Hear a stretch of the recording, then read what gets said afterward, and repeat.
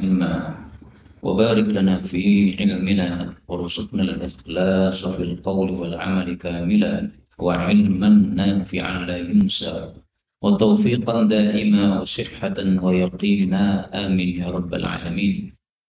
Alhamdulillah kaum muslimin rahimahumullah, kita lanjutkan pengajian kitab Al-Jami' As-Shaghir yang ditulis oleh Al-Imam As-Suyuti yang wafat pada tahun 911 Hijriah rahimahullah. Dan kita sudah sampai pada hadis 1876. Faqala al-muallif rahimahullah ta'ala wa nafa'ana bihi wa bi'ulumihi fid dharain amin. Inna Allah Ta'ala, sesungguhnya Allah Ta'ala yuhibbu, mencintai al-mulihin, orang yang mendahsyatkan fit doa, di dalam doa. Mulihin itu maksudnya doa terus menerus ya. Doa. Jadi mintanya sungguh-sungguh kepada Allah Subhanahu wa Ta'ala. Hadis ini derajatnya dhaif, bahkan kata Syekh Al-Albani palsu. Tetapi salah satu adab doa adalah bersungguh-sungguh, itu hadisnya sahih di dalam riwayat Imam Muslim tentang fadilah sujud yang sudah sering kita baca hadisnya ya. Rasul sallallahu alaihi wasallam bersabda, "Amma sujud fajtahidu fid du'a." Adapun ketika sujud, sungguh-sungguhlah berdoa. Nah, ini adabnya doa, sungguh-sungguh, minta terus. Kalau sungguh-sungguh, faqaminun ayyustajaba lakum, maka pantas akan dikabulkan oleh Allah Subhanahu wa taala. Jadi kita tampakkan betul-betul butuh, maka Allah akan memberikan. Para ulama menyerupakan berdoa itu seperti mengetuk pintu. Kita punya tetangga, kita ketuk pintunya. Satu kali ketukan, ya mungkin tetangga ragu-ragu ini suara apa tadi. Tapi kalau kita ketuk lagi, dan kita ketuk lagi ya, apalagi dengan gedor pintunya, pasti langsung segera keluar. Nah, doa juga begitu, sungguh-sungguh berdoa, maka akan segera dikabulkan oleh Allah Subhanahu wa taala. Itu adabnya doa, sungguh-sungguh. 1877.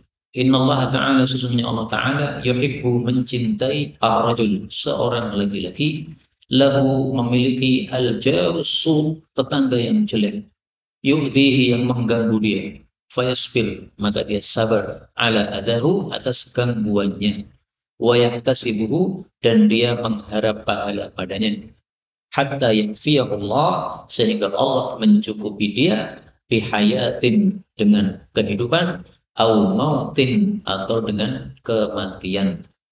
Hadis ini sahih menurut Suyuti, tapi dhaif menurut Al-Albani. Tapi isinya jelas benar. Orang sabar diganggu oleh tetangganya, fadilah besar. Dan cukup bagi kita fadilah sabar satu ayat yang populer di dalam Al-Quran. Allah mengatakan, innama yuwaffas sabiruna ajrahum bighairi hisabin. Surat apa ya? Tiada lain, orang-orang sabar itu diberikan pahalanya oleh Allah Subhanahu wa taala tanpa perhitungan. Jadi pahalanya sangat besar sekali. Surat Az-Zumar ayat 10 ya. Ini surat yang dibaca oleh Nabi setiap malam. Innama yuwaffas sabirun ajrahum bighairi hisab. Nah, sehingga kalau di sini disebutkan sabar kemudian mendapatkan cinta dari Allah, wajar banget. Dan ini hadis yang kita baca nanti bertubi-tubi mengatakan Allah cinta, Allah cinta, Allah cinta. Maka kita perhatikan apa saja perkara-perkara yang menyebabkan Allah cinta. Untuk hadis ini berarti Allah mencintai orang yang sabar. Baik itu sabar dari gangguan tetangga maupun dari hal-hal yang lain. Dan ada satu buku ditulis oleh guru kami, Syekh Abdul Hakim Al-Anis. Judulnya adalah Innallaha Ta'ala Yuhib. Hadis-hadis tentang Allah Subhanahu wa taala mencintai ini. Sehingga saya sudah tidak perlu nulis lagi, sudah beliau kumpulkan. 1878. Innallaha ta'ala yuhibbu, sesungguhnya Allah Ta'ala mencintai, ayyu'mal, bahwasanya dilaksanakan, bi faraidihi, kewajiban-kewajiban Allah Subhanahu wa taala. Hadis ini dhaif menurut Suyuti, bahkan palsu menurut Albani. Tapi ya isinya jelas benar. Dan isinya sudah terwakili oleh hadis Arba'in Nawawi yang populer.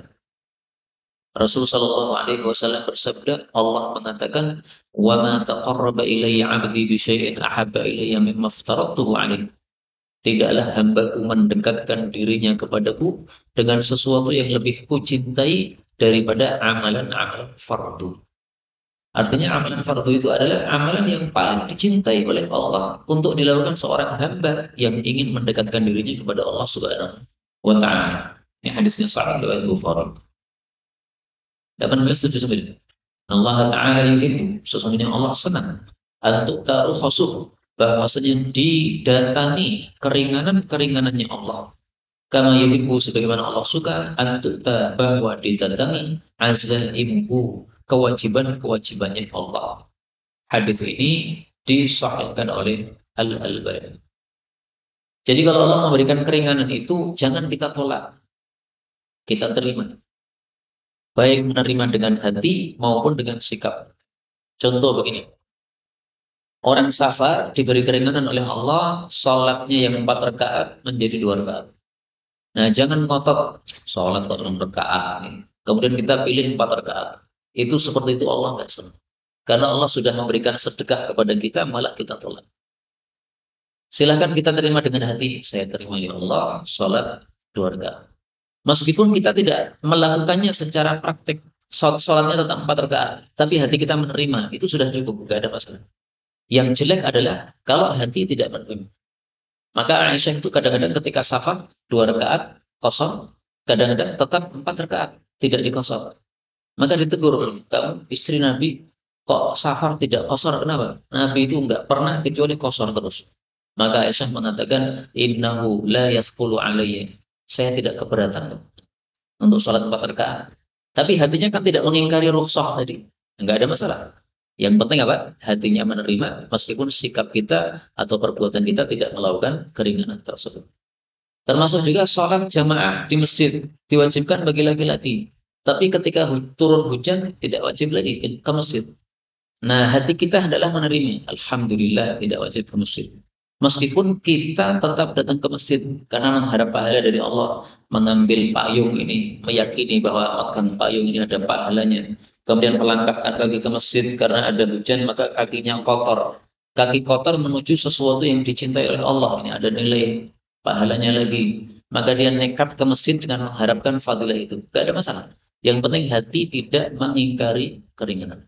Tapi kalau hatinya mengingkari keringanan, kemudian mengatakan, hujan harus di masjid, nggak di masjid itu nggak bagus gitu. Nah itu berarti mengingkari keringanan dari Allah Subhanahu Wa Taala. Ini yang tercela. 1880. Inna Allah Taala, sesungguhnya Allah Taala yuhibbu, mencintai, ayyura, bahwasanya dilihat asaru ni'matihi, bekas nikmatnya Allah ala abdihi, pada hambanya.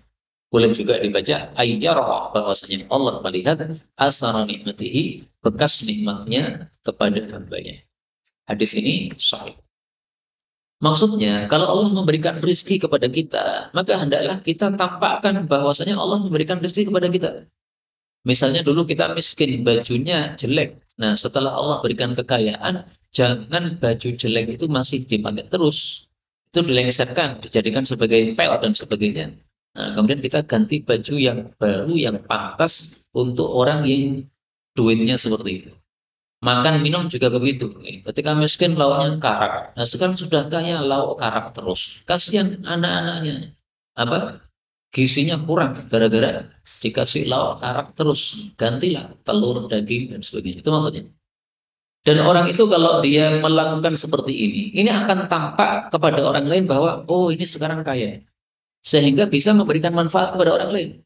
Orang yang membutuhkan duit akan lari kepada kita. Kenapa? Tahu bahwasanya kita punya duit. Maka orang yang mampu haji, ya lakukan haji. Supaya orang ngerti, oh ini mampu haji, berarti punya duit ini. Nah, maka orang yang berhaji nanti akan jadi rujukan orang-orang yang butuh apa? Duit kepadanya. Saya perlu duit ini. Ya, Anda sudah haji, tampaknya duitnya banyak ini. Nah, ternyata hajinya dihajikan, gitu Malik.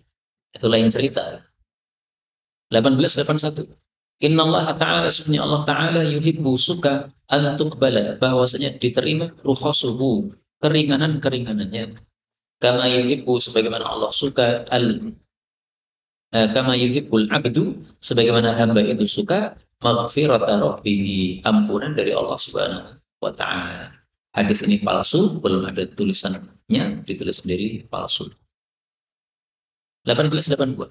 Inna Allah Ta'ala, sesungguhnya Allah Ta'ala yuhibbu, menyukai ayyara abdahu, bahwa dia melihat hambanya ta'iban, dalam keadaan payah atau lelah, fi talabil halal, di dalam mencari harta yang halal.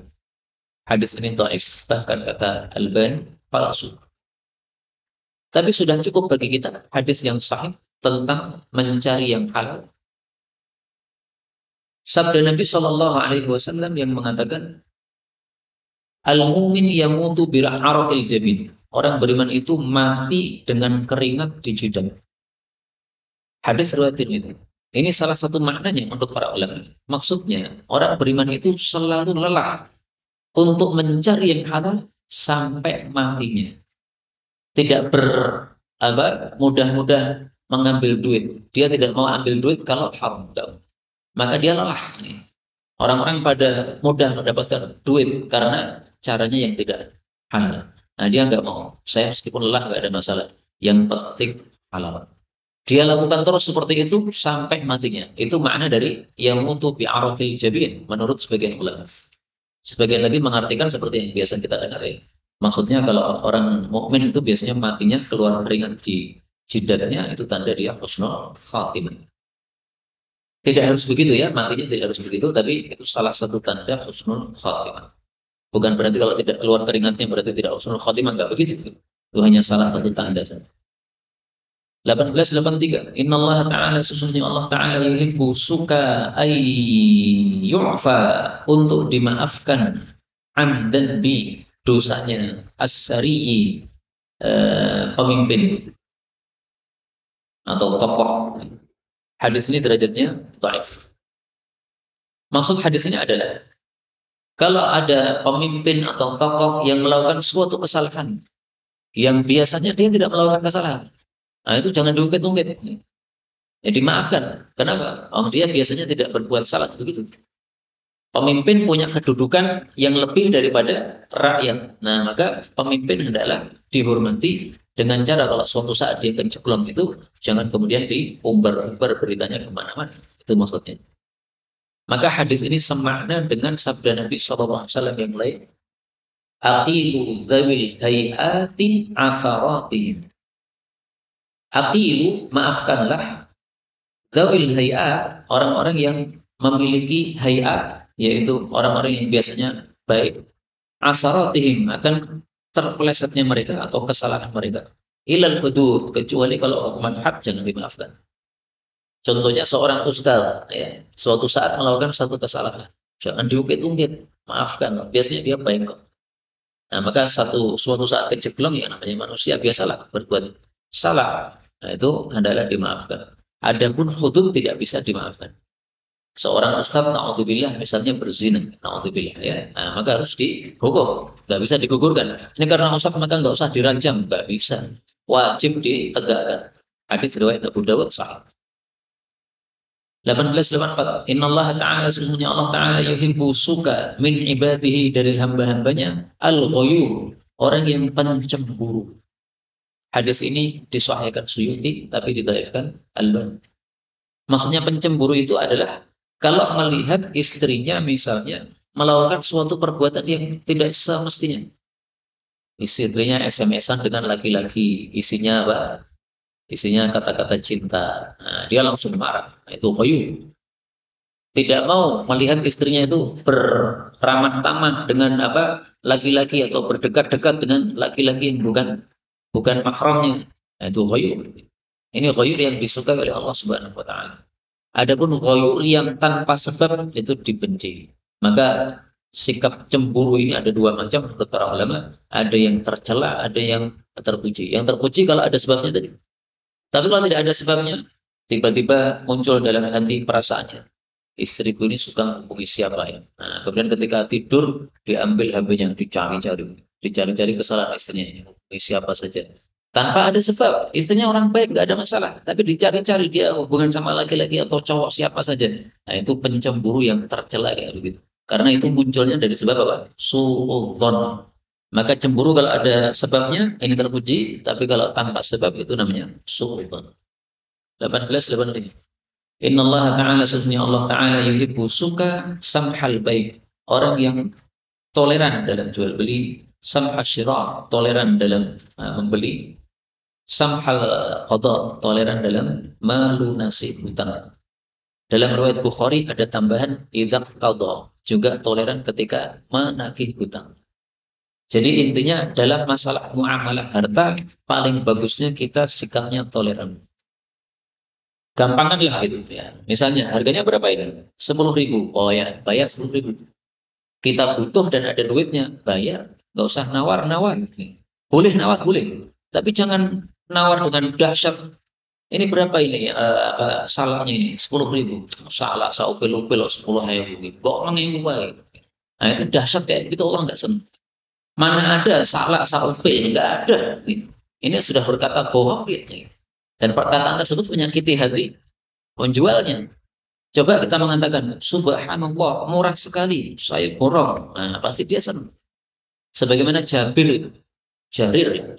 Nah, Jarir itu kalau beli kuda, pernah dia beli kuda, harganya berapa? 300. 300 terlalu murah gitu. Gimana kalau saya tawar jadi 600? Nah, jadi apa? 400. Oh ya silahkan. 400 saya lebih senang. Kemudian dia mengatakan, 400 itu masih murah itu. Bagaimana kalau saya tawar 500 saja? Silahkan. Akhirnya ditawar, sampai kalau nggak salah itu 800. Dari 300 jadi 800. Nah kalau semua orang kayak Jarir begini, untung ini para penjual. Masya Allah. Demikian juga dalam masalah nikah itu kalau bisa ya yang toleran. Dilamar ya, terima saja. Apalagi yang melamar Ustaz. Masya Allah. Ini jangan, saya tidak nyindir. Saya nyindir ustaz-ustaz yang masih muda belum nikah. Gitu. Kalau saya kan sudah nikah, anaknya udah 5. Tapi yang tambah boleh nggak gelap gitu. Tambah ilmu maksudnya Pak. 1886. Inna Allah Ta'ala, sesungguhnya Allah Ta'ala yuhibbu, cinta kepada man, orang yang yuhibbu tamro, mencintai kurma. Hadis ini dhaif, maka tidak bisa dijadikan sebagai hujjah. Tapi kita lihat Nabi itu kan makannya kurma. Nah, kalau kita makan kurma dengan niatan karena kita cinta kepada Nabi, maka kita juga makan seperti yang dimakan Nabi SAW. Insya Allah di situ kita dapat pahala. Bukan pahala karena makan kurmanya, tapi karena cinta kita kepada Nabi SAW. 1887. Inna Allah Ta'ala yuhibbu, sesungguhnya Allah itu menyukai abdahul mukmin, hambanya yang beriman, al-faqir, yang fakir tetapi muta'affif, menjaga diri dari yang haram. Fakir, tapi harta haram dia nggak mau ambil. Padahal apa? Abel ya, dia punya tanggungan yang banyak, keluarganya banyak, ya. Keluarga besar, KB, keluarga besar atau kerap bayan. Hartanya sedikit, kerap bayan, tapi dia tidak mau ngambil yang haram. Ini orang yang dicintai oleh Allah Subhanahu wa Ta'ala. Hadisnya kata Suyuti Hasan, kata Albani, Ta'ala. Kita seandainya taklid kepada Suyuti nggak ada masalah. Oh ini isinya bagus. Ya. Kemudian kita katakan hadisnya hasan, sebagaimana kata Imam Suyuti, nggak ada masalah. 1888. Inna Allah Ta'ala, sesungguhnya Allah Ta'ala yuhibbu, mencintai kulla, setiap qalbin, hati hazinin, yang sedih. Maksudnya hati yang sedih karena takut kepada Allah Subhanahu wa Ta'ala. Bukan sedih karena kehilangan duit, bukan. Tapi sedih karena memikirkan akhirat, sedih karena takut kepada Allah Subhanahu wa Ta'ala. Jadi tidak banyak ngakak, tidak banyak tertawa. Meskipun tertawa tidak dilarang. Tapi kalau terlalu sering tertawa, sehingga sampai terkenal ini ahli tertawa, nah itu yang dilarang kayak begitu. Yang tercela kayak begitu. Hadis ini didhaifkan oleh Al-Albani. 1889. Inna Allah Ta'ala yuhibbu, Allah mencintai ma'aliyal umur, perkara-perkara yang tinggi, yang mulia. Wa asrafaha, dan mulia-mulianya perkara. Wa yakrahu, dan membenci safsafaha, perkara-perkara yang remeh atau perkara-perkara yang jelek. Hadis ini sahih menunjukkan bahwa amalan-amalan yang mulia dicintai oleh Allah. Misalnya apa? Misalnya semangat yang tinggi untuk menghatamkan Al-Quran, setiap hari membaca 1 juz, ini ma'aliyal umur. Semangat yang tinggi untuk sholat tahajud seperti Nabi, setiap malam 11 rakaat, sehingga setiap jam 3 bangun, atau jam setengah 3 bangun, seperti tetangga saya di Mantung itu, setiap setengah 3 selalu azan malam di masjid sebelah dia. Masya Allah, ini semangat sekali seperti itu dicintai oleh Allah Subhanahu wa Ta'ala. Yang Allah benci adalah perkara-perkara yang remeh-temeh. Misalnya bangun malam jam 12 untuk apa? Sepak bola. Lihat sepak bola, nonton sepak bola. Sampai jam 2. Habis itu kelamar tidur, sholat subuhnya telat. Nah, kayak begitu dibenci oleh Allah Subhanahu wa taala. Nah, ini kita tidak menunjuk siapapun ya, tapi kita menyindir diri kita sendiri. 1890. Inna Allah Ta'ala sesungguhnya Allah Ta'ala yuhibbu mencintai abna as-samanin, orang-orang usia 80 tahun.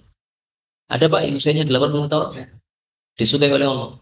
Kenapa? Orang-orang tua seperti itu biasanya karena sudah banyak ibadah sehingga kondisi hatinya lebih baik daripada anak-anak muda seperti kita-kita ini. Tapi hadis ini derajatnya memang dhaif. Ya intinya gini, usia 80 itu ya tidak selalu dicintai Allah. Kalau amalnya baik ya dicintai, amalnya buruk ya dibenci oleh Allah Subhanahu wa taala. Tapi orang yang sudah tua lebih utama daripada anak yang masih muda karena yang sudah tua berarti sudah lebih banyak sholatnya, lebih banyak puasanya, lebih banyak baca Qur'annya karena usianya tua tersebut.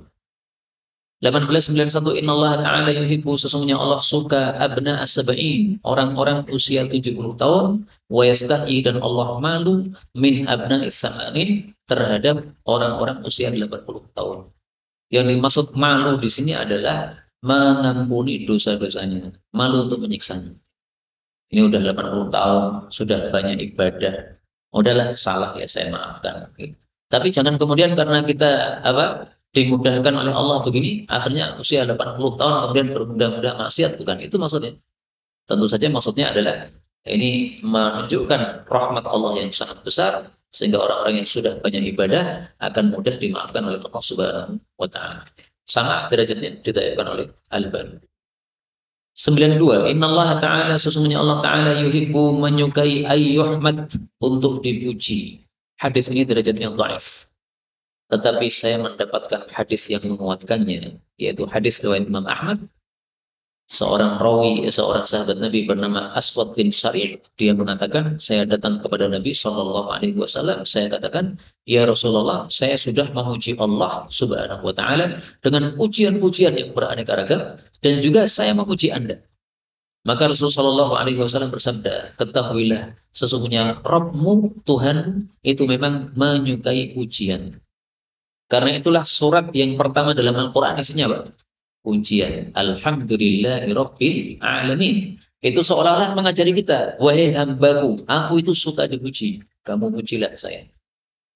Maka hadis ini maknanya sahih bahwa Allah itu memang suka dipuji dan Allah menjanjikan orang-orang yang banyak memuji Allah nanti di akhirat paling mulia. Inna afdhala ibadillah, orang yang paling utama dari hamba-hamba Allah pada hari kiamat nanti adalah al-hammadun, orang-orang yang selalu mengucapkan alhamdulillah. Kita praktekkan. Bismillah, minum. Alhamdulillah. Tehnya masih panas. Bismillah. Alhamdulillah. Tehnya manis. Bismillah. Alhamdulillah. Tampaknya gulanya sedikit sehingga kita insya Allah tidak sakit gula. Berterima kasih. Alhamdulillah. Ini bukan nyindir, bukan loh. Oh, saya senangnya yang kayak begini kok. Kalau Anda suka yang ginastel ya salahnya suka ginastel. Kalau saya suka kayak gini. Baik, 1893. Innallaha ta'ala sesungguhnya Allah Ta'ala yuhibbu menyukai al-fadla tambahan fi kulli syai' dalam segala sesuatu hatta fi shalat sampai dalam masalah salat Allah juga menyukai tambahan. Yang dimaksud tambahan ini adalah kita memperbanyak amalan salat, memperbanyak amalan membaca Quran, memperbanyak. Jadi pokoknya segala amalan ditambah. Jangan hanya salat 5 waktu saja, tambahi salat sunnah qobliyah, salat sunnah ba'diyah. Jangan hanya puasa Ramadan saja, tambahi puasa Senin Kamis misalnya. Baca Quran 1 juz 1 hari lebih dicintai oleh Allah daripada 1 lembar 1 hari. Semakin banyak semakin dicintai oleh Allah, itu maksudnya. Tapi hadis ini memang derajatnya dhaif, bahkan kata Albani palsu. Apakah ada hadis yang menguatkan? Ya banyak ya, hadis-hadis yang menghasut kita untuk memperbanyak amal. Misalnya sabda Nabi Shallallahu Alaihi Wasallam, as-salatu khairu mawdu'in. Salat itu amal yang paling baik yang ditaruh di atas bumi. Siapa yang mampu memperbanyak sholat adalah memperbanyak sholat. Nah, disuruh kita memperbanyak sholat sunat. Kata-kata al-fadl ini dalam satu naskah itu tanpa titik. Maka bacaannya al-fasl. Terjemahnya berubah. Allah menyukai al-fasla, jeda, fi kulli syai, dalam segala sesuatu. Maksudnya kalau kita beramal itu jangan tergesa-gesa. Hatta fi sholat, sampai dalam sholat ada jedanya. Alhamdulillahi rabbil alamin, berhenti. Ar-Rahmanir Rahim, berhenti. Jangan satu Al-Fatihah satu nafas. Alhamdulillahirabbil alamin arrahmanir rahim maliki yaumiddin iyyaka na'budu wa iyyaka nasta'in ihdinas siratal mustaqim. Meskipun bisa ya satu nafas, tapi itu enggak disukai. Itu menunjukkan dia tergesa-gesa. Ada seorang imam tarawih, sholat tarawih itu Fatihahnya satu nafas, kemudian kulhu juga satu nafas. Nah, selesai sholat tarawih saya tegur, Pak Imam, kenapa sih sholat tarawihnya kok satu nafas gitu? Sunnah Nabi itu satu ayat berhenti, satu ayat berhenti. Maka dia mengatakan, di sini adatnya sholat tarawih 23 rakaat. Supaya orang-orang tidak keberatan, saya buat satu nafas. Nah, jadi tujuannya supaya tidak memberatkan orang. Tapi caranya tidak sesuai dengan sunnah Rasulullah SAW. Karena itu kalau memang keberatan orang-orang 23 rakaat, ya diturunkan saja lah 11 rakaat. Tapi bacanya sesuai sunnah. Lebih bagus daripada 23 rakaat tapi 7 menit. Nggak ada nilainya di hadapan Allah Subhanahu wa Ta'ala. 1894 Innallaha ta'ala yuhibbu, sesungguhnya Allah senang antuk taruh khusub, bahwasanya didatangi keringanannya, karena yakrahu, sebagaimana Allah benci antuk bahwa didatangi maksiatuh, maksiatnya. Hadis ini sahih menunjukkan keringanan Allah adalah kita terima. Contohnya tadi yang salat sunnah, salat di masjid, salat di rumah gara-gara hujan.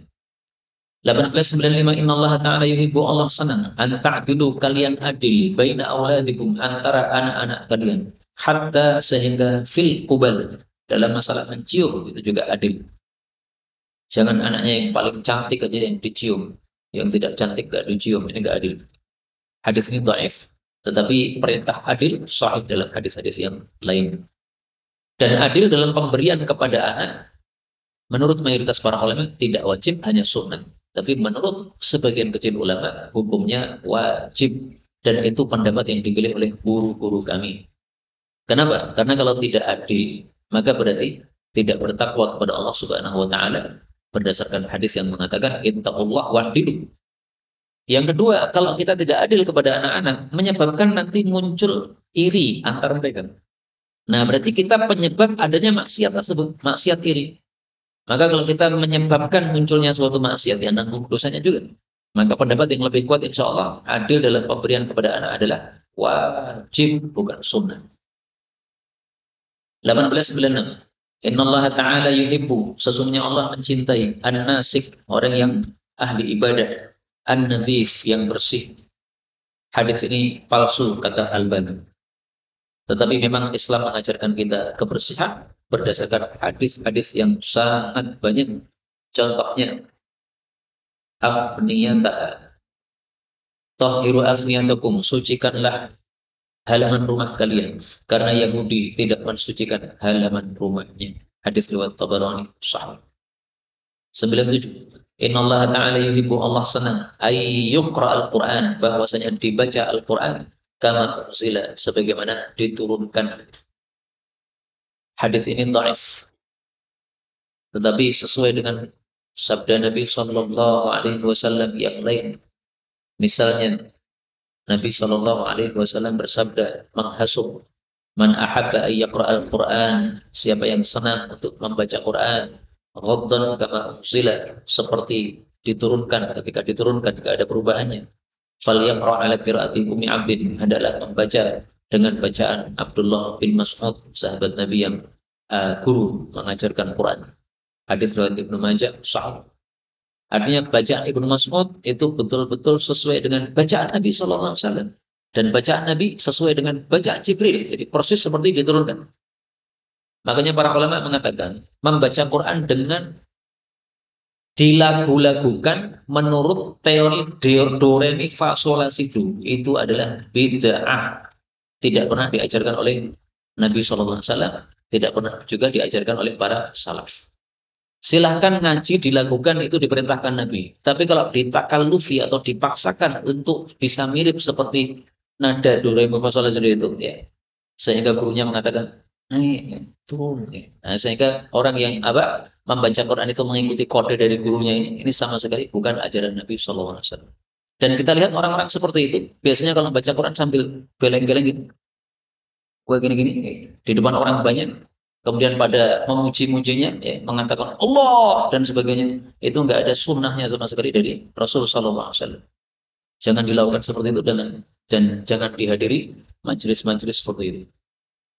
1898. Inna Allah Ta'ala yuhibbu, sesungguhnya Allah senang ahlal bait, kepada penghuni rumah, al-khasib, yang subur. Subur di sini maksudnya tidak pelit, sehingga orang tuanya memberikan nafkah yang cukup kepada keluarganya. Kecuali kalau memang tidak ada duitnya, ya, sesuai dengan kemampuan, ya. Tapi kalau ada duitnya tetapi pelit memberikan kepada anak-anak, sehingga mereka kelaparan, atau mereka akhirnya karena terlalu pelit bapaknya ini malah cari duit di tempat yang lain, nyolong duit dari kotak asid dan sebagainya. Nah, itu adalah yang tidak disukai oleh Allah seperti itu. Demikian juga kalau ada tamu disuguhi makanan, minuman, itu khasib, subur. Nah, maka kalau Allah mencintai ahlul bait yang subur, maka demikian juga kita terapkan dalam majelis ilmu.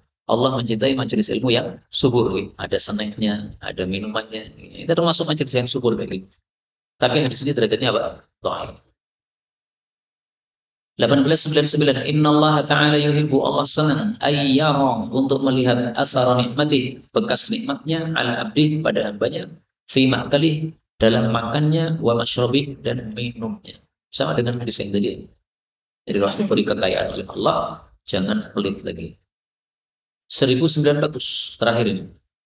Allah Ta'ala, sesungguhnya Allah Ta'ala yahsyuru, mengumpulkan al-muadzinin, para muadzin, yaumal qiyamah, pada hari kiamat, atwalan nasi, paling panjangnya manusia, a'naqam, tengkuknya.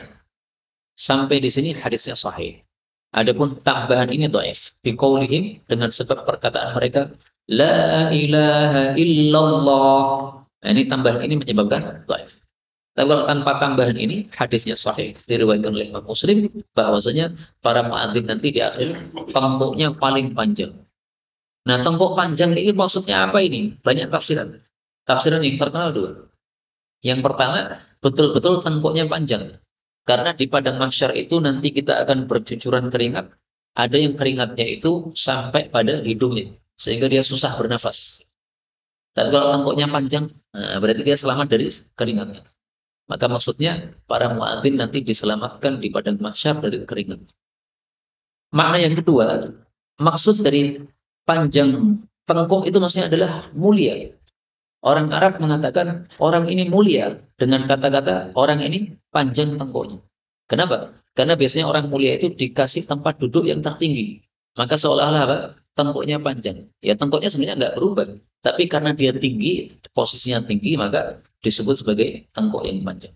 Maka makna yang kedua berarti orang-orang yang azan itu adalah orang-orang yang dimuliakan oleh Allah nanti di akhirat.